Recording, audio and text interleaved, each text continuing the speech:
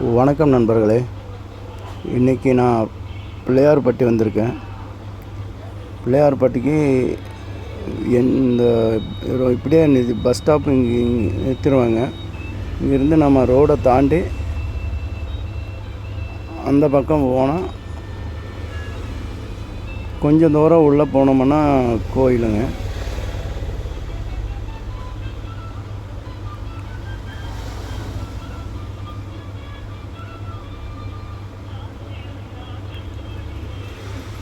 ஒரு 5 நிமிஷம் நடந்தோம்னா கோயில் முன்னாடி போயிடலாம்.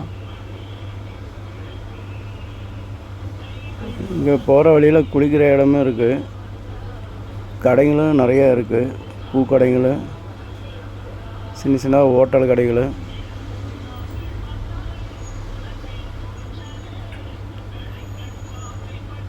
நல்லா ரோடு நல்லா தாராளமாக போட்டிருக்காங்க.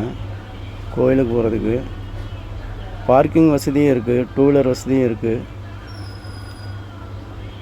இதுதான் கோயிலுங்க.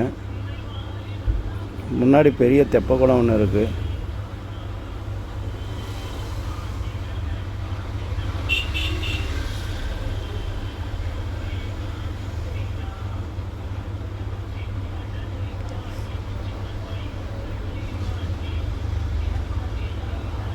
காலையில் பார்த்தீங்கன்னா கோயிலில் ரொம்ப கூட்டம்.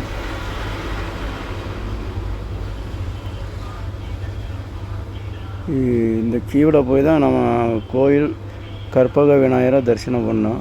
கோயிலுக்கு வெளியே வந்துட்டோம்.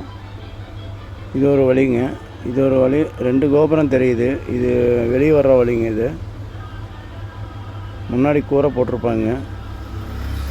அப்புறம் பக்கத்தில் நம்ம சூரத்தேங்காய் தலையை சுற்றி நம்ம மனசில் எதையாவது நல்லதாக நினச்சிட்டு வேண்டிக்கிட்டு தலையை சுற்றி தேங்காய் உடைச்சிட்டு, தேங்காய் உடைக்கிற இடமும் இங்கே முன்னாடி தான் இருக்குது.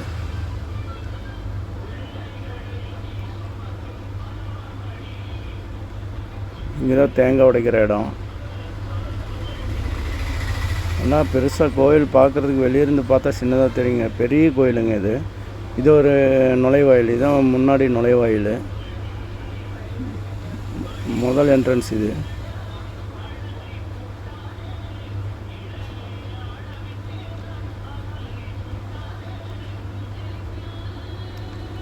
பிள்ளையார்பட்டி கற்பக விநாயகர் கோயில். இதுக்கு பக்கத்தில் பாறையில் ஒரு பிள்ளையார் தான் இருக்கார்.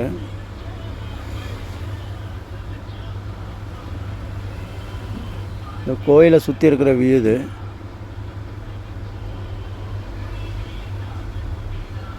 கோயிலுக்கு முன்னாடி இருக்கிற பெரிய தெப்பக்குளம் இது.